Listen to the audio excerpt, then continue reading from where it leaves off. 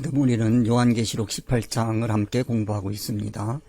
요한계시록 18장은 네 부분으로 나뉘어져 있습니다. 우리가 첫째로는 바벨론의 멸망을 선언하는 천사의 메시지를 들었고요.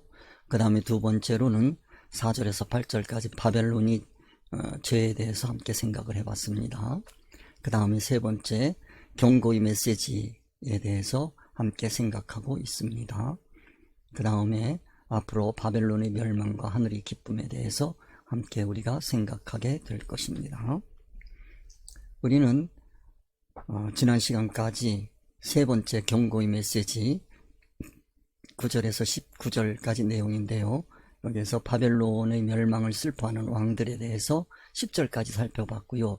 그 다음에 상인들에 대해서 11절에서 16절까지 살펴보게 될 것입니다.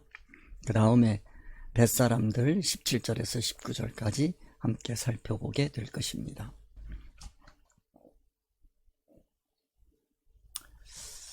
자, 지난 시간에 우리 12절 하다가 말았는데요. 오늘도 12절 다 못할 것 같습니다.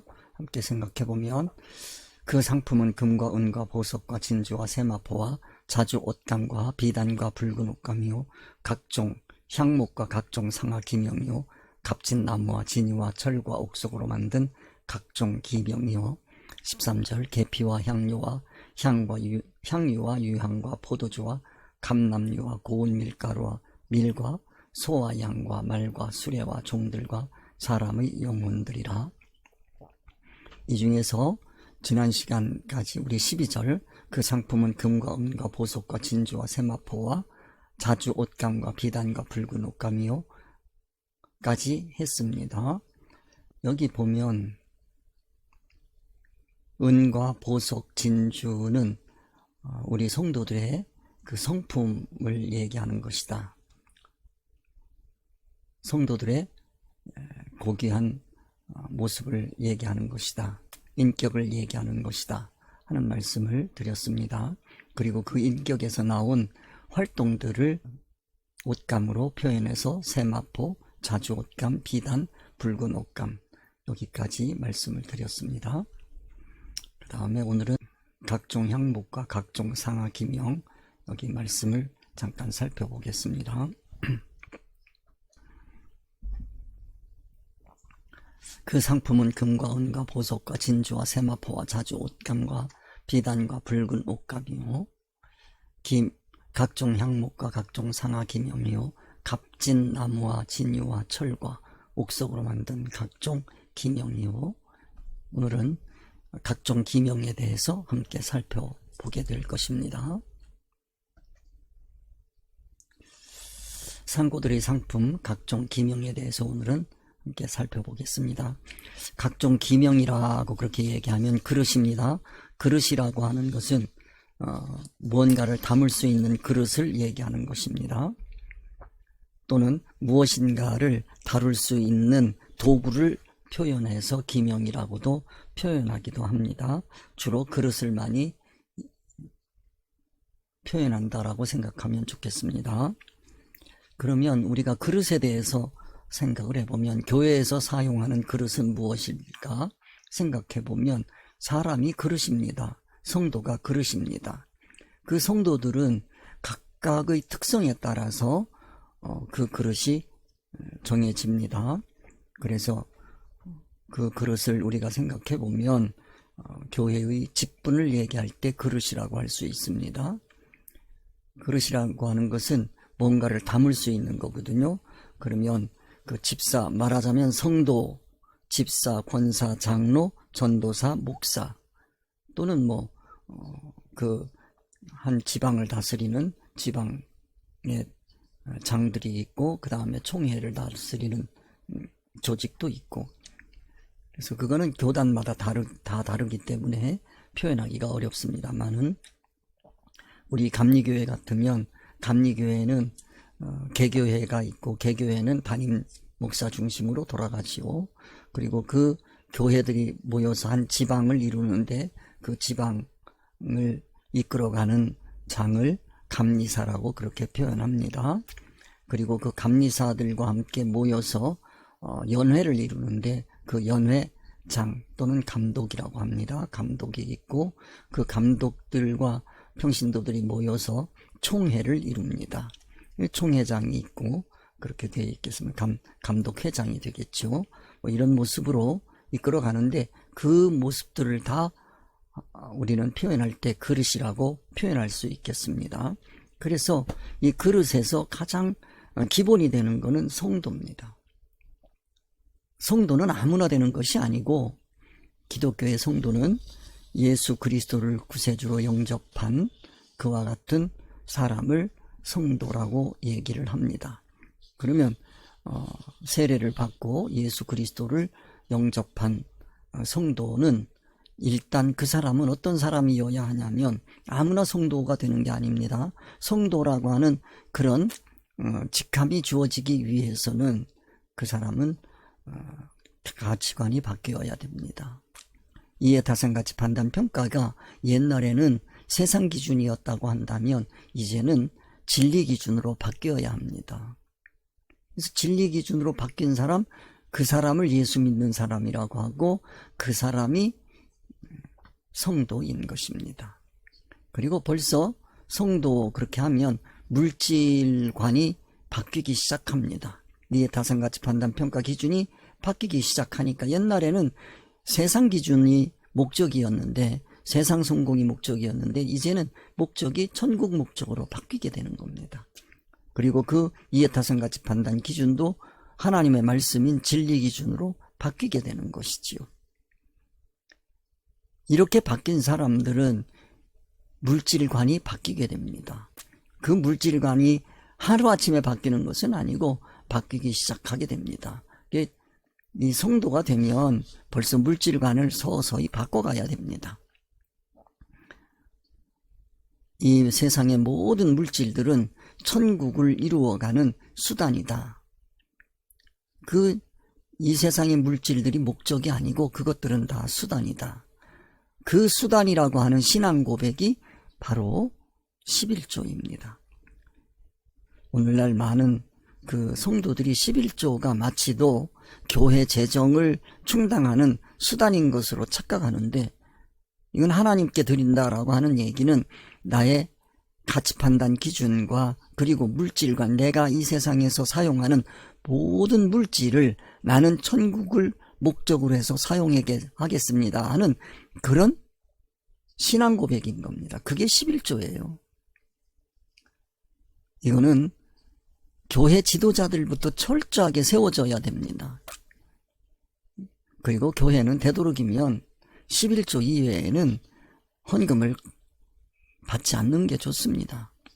물론 때에 따라서 감사한 일이 있으면 감사하는 것도 좋겠지만 이게 자칫 잘못하게 되면 성도들이 물질 중심으로 신앙생활하게 되는 기본이 뭐냐면 이 감사헌금이라든지 헌금이라든지 또는 11조라든지 그런 헌금 생활입니다.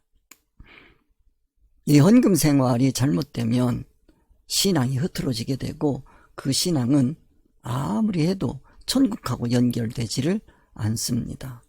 그렇기 때문에 제가 목회할 때는 성도들이 오면 다른 곳에서 의뢰하던 분들이 많이 오니까 제가 그분들에게 권해드립니다. 헌금 안 하는 것부터 먼저 배우세요.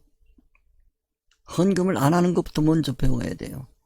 그래야 헌금을 할 수 있는 그런 사람이 될 수가 있습니다. 이 헌금 행위는 각 종교가 다 있어요. 모든 종교가 다 합니다. 그러나 기독교의 헌금은 모든 종교에서 하는 그런 게 아니에요. 가치관이 전혀 달라요. 목적이 전혀 달라요. 그렇기 때문에 이 교회를 인도하는 인도자부터가 그 헌금을 가지고 교회를 운영한다든지 그 자기의 생활비를 받으려고 한다든지 그러면 안 됩니다. 물론 교회에서 나오는 헌금으로 목회자가 전념할 수 있도록 해주는 것이 좋지요. 그러나 그것 때문에 목회를 하게 되면 그건 비참한 겁니다.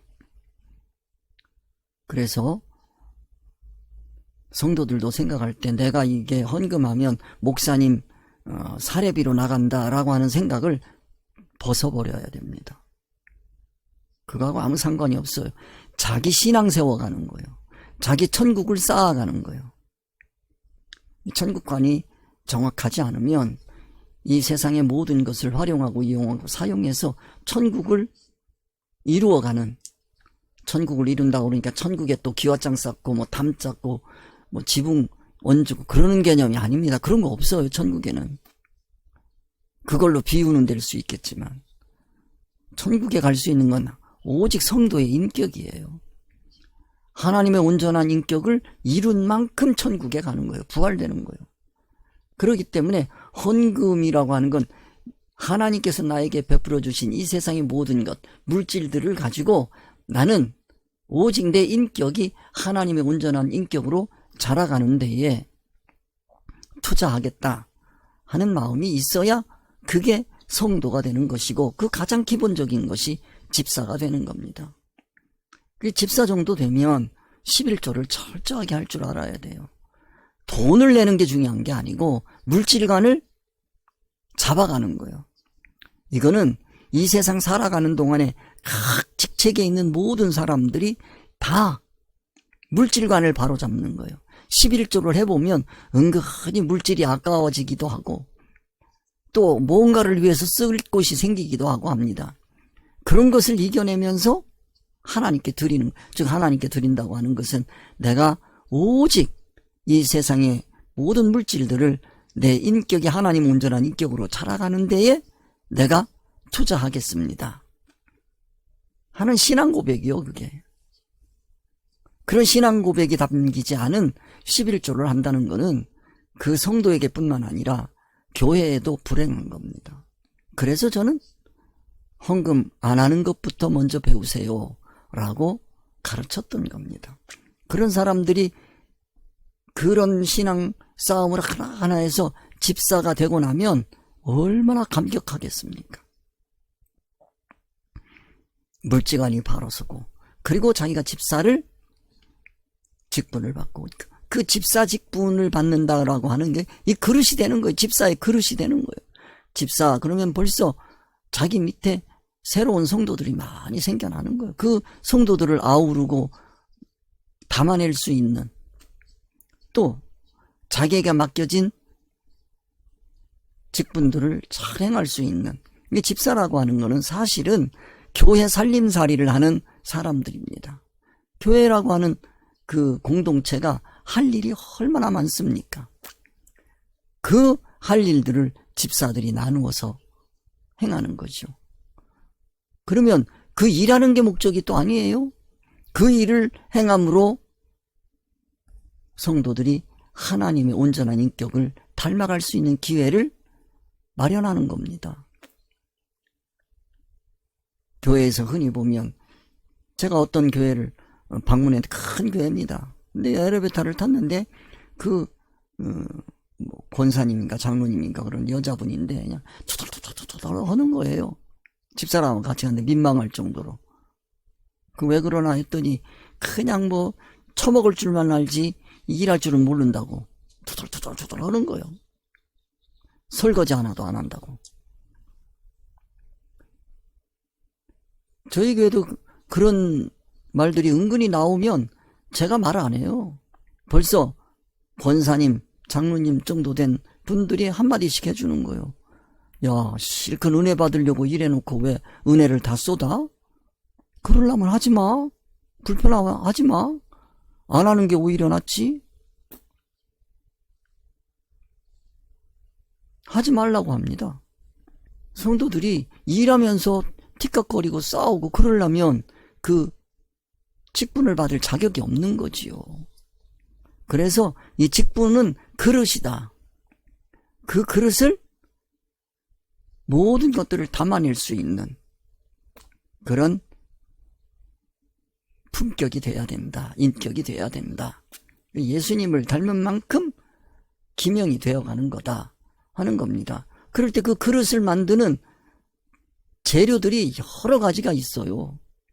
그 중에서 오늘은 각종 향목에 대해서 생각해보고 그 다음에 상하기명에 대해서 생각을 해보겠습니다. 그릇을 만드는데 향목으로 만든단 말이에요. 이거는 바로 향목이라고 하면 그릇, 이건 성도들의 직분이라고 그랬어요. 그리고 성도들이 그릇이 되는데 그 성도들의 그 인격이 향목 같은 사람이 있다. 즉 향목이라고 하는 건 비싼 나무지요. 나무 중에서 향을 가진 나무들이 있단 말이에요. 그런 나무들로 그릇을 만드는 거죠.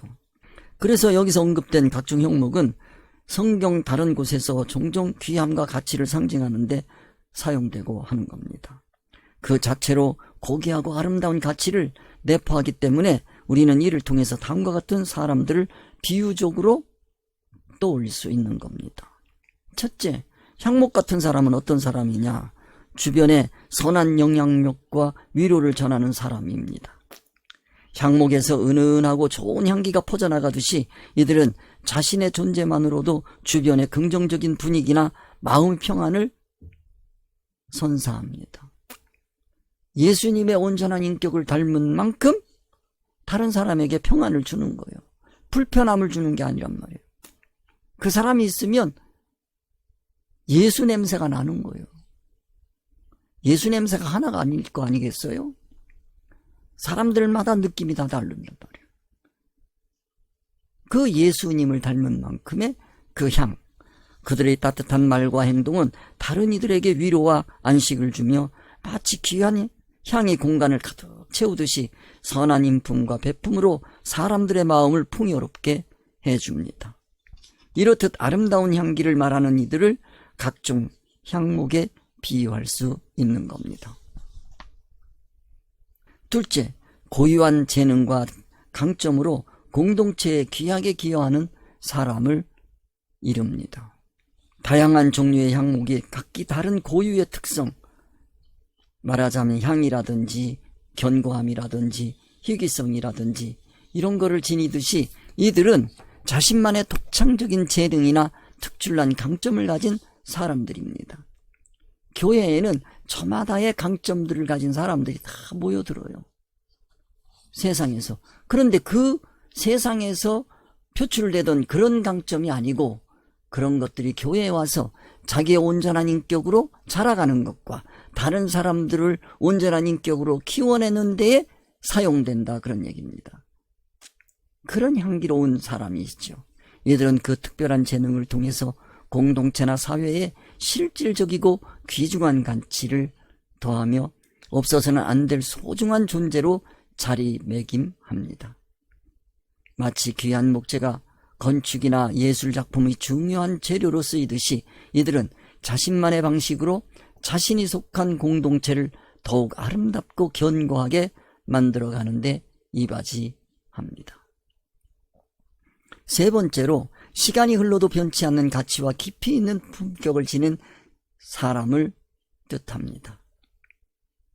직분을 받은 사람이 한결같은 품격과 향이 있는 사람이라면 그 사람이야말로 복받은 사람이고 그러한 향이 있는 사람들로 구성된 교회가 복된 교회인 것입니다. 날이면 날마다 성도들 간의 싸움이 있고 날이면 날마다 불편한 관계가 맺어진다면 그 교회가 얼마나 불행한 교회이겠습니까? 향목은 세월이 지날수록 오히려 더욱 깊은 향을 내거나 단단함을 더해가는 경우가 많다고 합니다.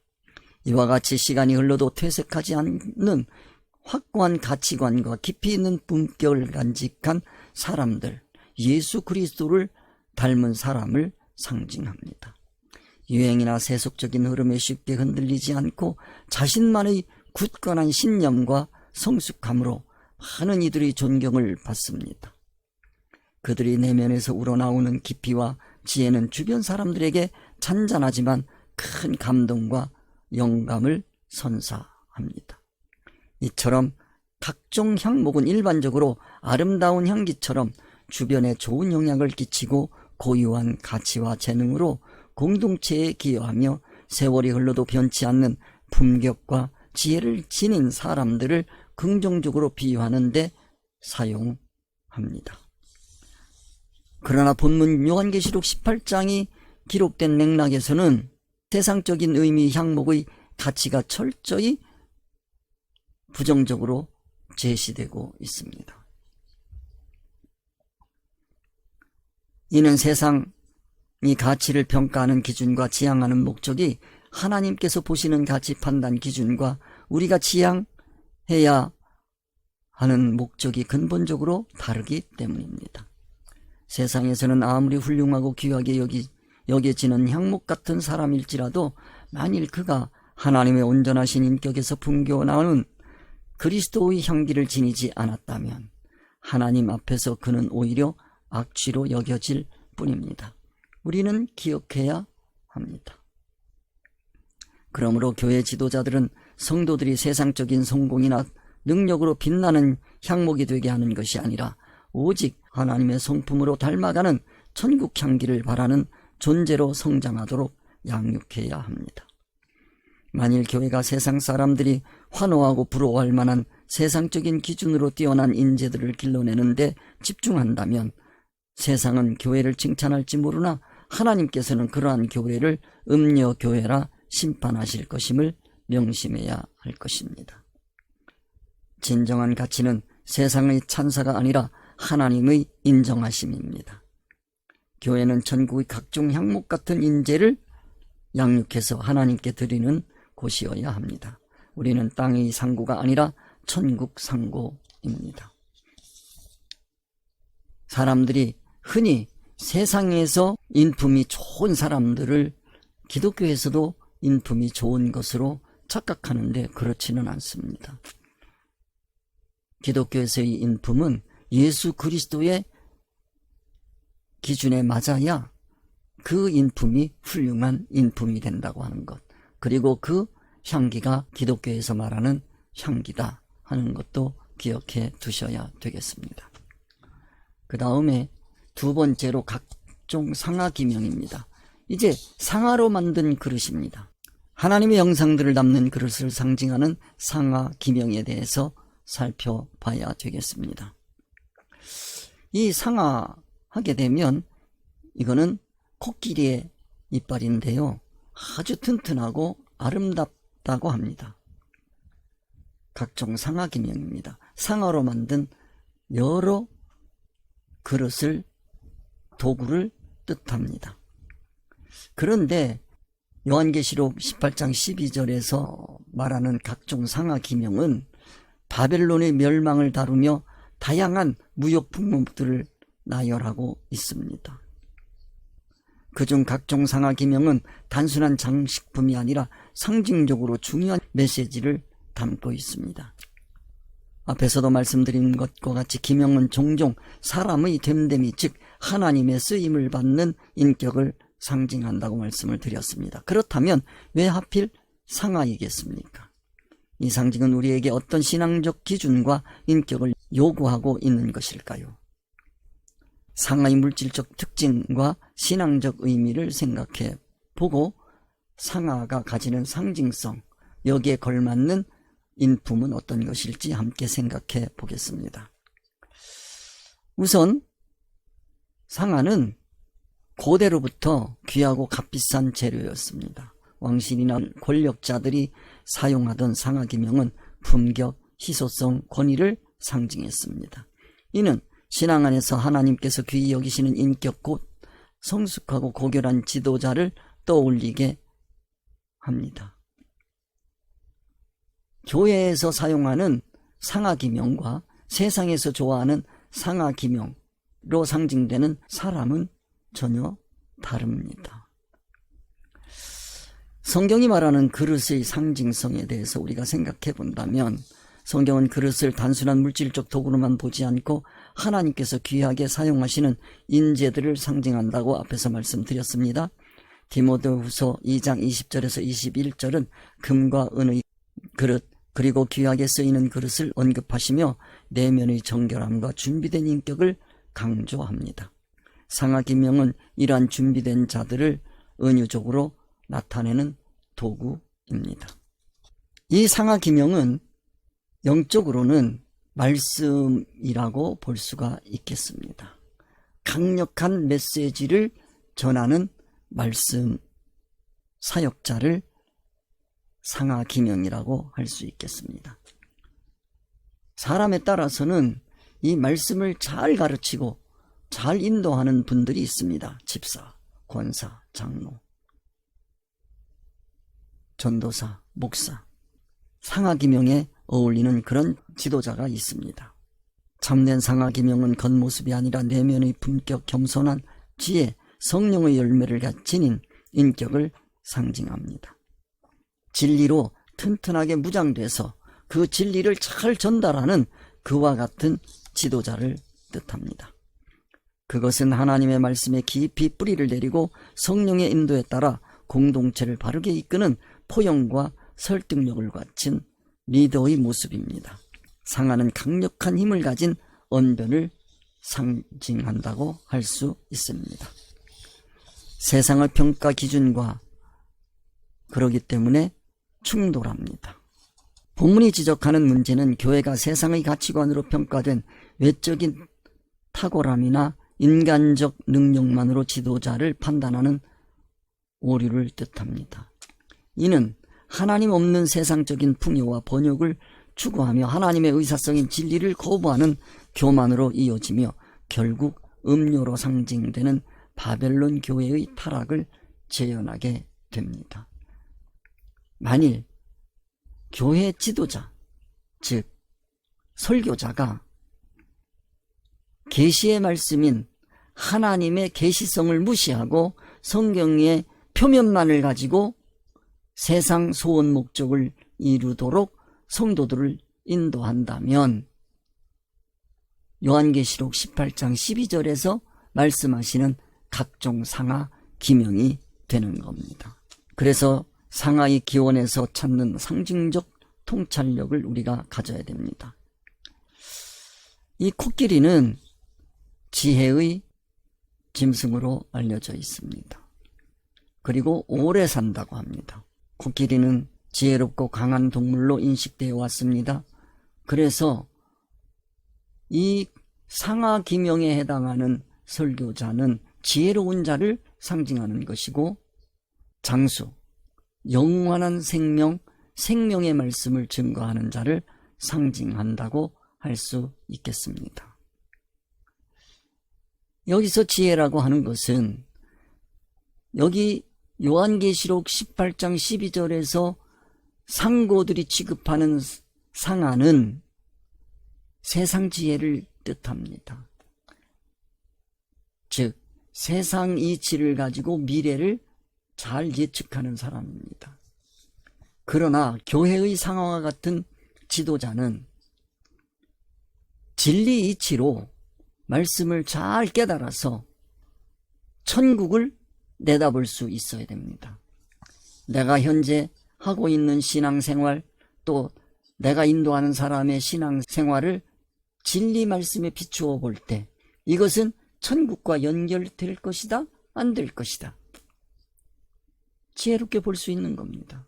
저렇게 신앙생활하면 천국과 연결되지 않는다, 그거는 망하는 신앙이거든요. 그거를 분별해주는 참 상하기명이 있고, 여기 상고들이 취급하는 상하기명이 있습니다. 교회가 과연 어떤 상하기명을 선택할 것인지 신중하게 택해야 하는 것입니다. 이 영적 분별력이 있어야 됩니다. 성경 말씀의 계시성과 하나님의 뜻에 합당한 기도로 연단한 영적 분별력을 가진 사람, 그런 사람이 상하기명일 수 있습니다. 이는 현실을 정확하게 보고 미래 천국을 예비하며 공동체를 생명의 진리 말씀의 방향으로 이끄는 지도자를 뜻할 수도 있습니다. 이를 복음적 현실 감각이라고 표현할 수 있겠습니다. 이 상하기명, 만일에 이 세상 가치 판단 기준으로 미래를 예측하는데 천국을 예측하는 것이 아니고 세상을 예측해서 세상에 부자가 되고 성공되는 것을 위해서 사람들을 인도하고 이끈다고 한다면 그 지도자는 음녀의 왕 같은 사람입니다. 앞에서 우리가 살펴봤습니다. 그래서 우리가 이 세속적 상하기명과 참된 상하기명을 분별할 수 있어야 됩니다. 이 성도들이 교회에서 목회자를 청빙해 올 때 우리 교회가 원하는 목회자는 어떤 목회자인가? 물론 설교를 잘하는 사람. 설교 잘한다는 게 무슨 뜻인지. 세상 지식이 아주 방대하고 명석해서 세상 이치를 잘 꿰뚫고 사람들을 이끌고 가는 사람이어야 할지, 아니면 진리의 말씀, 성경 진리의 말씀을 잘 깨달아서 하나님의 의사, 하나님의 뜻을 바르게 깨닫고 그 하나님의 의사에 맞는 사람들을 이끌어갈 수 있는 그런 지도자를 청빙해야 할지, 이 심각하게 생각해 봐야 하는 것입니다. 12제자가 초대교회를 끌고 왔습니다. 그러나 이제 그 12제자들이 다 죽고 요한밖에 안 남았어요. 그런데 교회들이 그 12제자들이 이끌고 갈 때의 상황과 이제 서서히 그들이 물러가고, 그러면 이제 신앙 수준은 한층 더 올라가야 되는데 더 올라가지 못하고 그곳에 머물러서 자신들이 위치하고 있는 그 세상에서 하나님의 말씀을 더 깨달아 올라가려고 하지 않고 거기에 머물러 있는다고 한다면 그 교회는 음녀교회가 되는 것입니다. 현대 교회에서 목회자를 청빙할 때 외국에서 박사학위를 받았느니, 외국 유학을 했느니, 뭐를 했느니, 그런 거를 많이 따진다고 하는데, 그렇게 하면 물론 외국 유학하고 갔다 올 수 있어요. 그런데 그 사람이 정말로 하나님의 성경 말씀, 즉 표면적인 그 말씀 속에 깃들어 있는 하나님의 의사성을 제대로 깨닫고 그 말씀을 가지고 자기 신앙뿐만 아니라 다른 사람의 신앙까지 세워가고 있는지 잘 살펴야 하는 것입니다. 그래서 그러지 못한 세속적 상하기명과 참된 상하기명을 분별할 수 있어야 되는 겁니다. 벌써 요한계시록 18장 12절에 오면 각종 상하기명에서 이 상하기명은 세속적 상하기명인 것입니다. 분별을 못하고 있어요. 그래서 책망받고 있는 겁니다. 책망하시는 목적은 거기에서 나오라는 거예요. 기독교의 거짓된 지도자의 모습을 우리가 볼 수가 있습니다. 본문 상하기명이 오히려 세속화된 지도자의 상징이 되었음을 고발합니다. 거짓되고 외식적인 성질은 결국 교회를 혼란케 하며 하나님 나라의 본질을 왜곡시킵니다. 현대 교회가 왜 이렇게 왜곡되었겠습니까? 누구 문제겠습니까? 가장 우선적인 문제가 목회자들인 것입니다. 목회자들부터 먼저 회개해야 되는 거예요. 교회가 세속화됐다고 탓하기 전에 목회자들부터 먼저 회개해야 하는 것입니다. 참된 지도자의 자질은, 참된 지도자는 고귀한 직분을 감당하면서 겸손하고 진리중심적인 삶을 삽니다. 공동체 안에서 믿음의 유산을 이어가며 다음 세대에 건강한 교회의 전통과 성경적 가치를 전수하는 사람이 참된 상하기명인 것입니다. 이 진짜 그릇의 기원에 대해서 우리가 살펴보고 그 진짜 상하기명이 어떤 지도자일지 여러분들이 이제 스스로 판단하시면서 여러분들의 신앙을 갈고 닦아서 하나님께서 원하시는 그런 여러분들 스스로가 지도자가 되시고 또 그런 지도자들을 선택할 수 있는 귀하신 분들이 다 되시기를 바랍니다. 오늘날 우리에게 이 말씀을 통해서 주시는 도전이 무엇이겠습니까? 우리는 오늘 이 말씀을 통해서 내가 어떤 그릇인지, 또 나는 어떤 그릇을 원하고 있는지, 그리고 세속화된 교회를 향해서 경고하시는 그 말씀의 뜻이 무엇인지 제가 다 말씀드리지 못했더라도 여러분들이 이 말씀을 묵상하시면서 감은 잡으셨을 테니까 그 감을 가지고 참 상하기명과 거짓 상하기명을 분별하실 수 있게 되기를 바랍니다. 우리는 정말로 하나님 손에 들린 진짜 그릇인지, 아니면 이 거짓 음녀교회에 들려있는 거짓 기명인지 우리는 살펴봐야 되겠습니다. 기명의 사명을 우리가 모두가 잘 감당할 수 있게 되기를 주님의 이름으로 축원드립니다. 우리 주님 가르쳐 주신 기도로 하나 되는 시간 갖겠습니다. 하늘에 계신 우리 아버지여, 이름이 거룩히 여김을 받으시오며 나라에 임하오시며 뜻이 하늘에서 이루어진 것 같이 땅에서도 이루어지이다. 오늘날 우리에게 일용할 양식을 주옵시고, 우리가 우리에게 죄 지은 자를 사하여 준 것 같이 우리 죄를 사하여 주옵시고, 우리를 시험에 들게 하지 마옵시고 다만 악에서 구하옵소서. 나라와 권세와 영광이 아버지께 영원히 있사옵나이다. 아멘.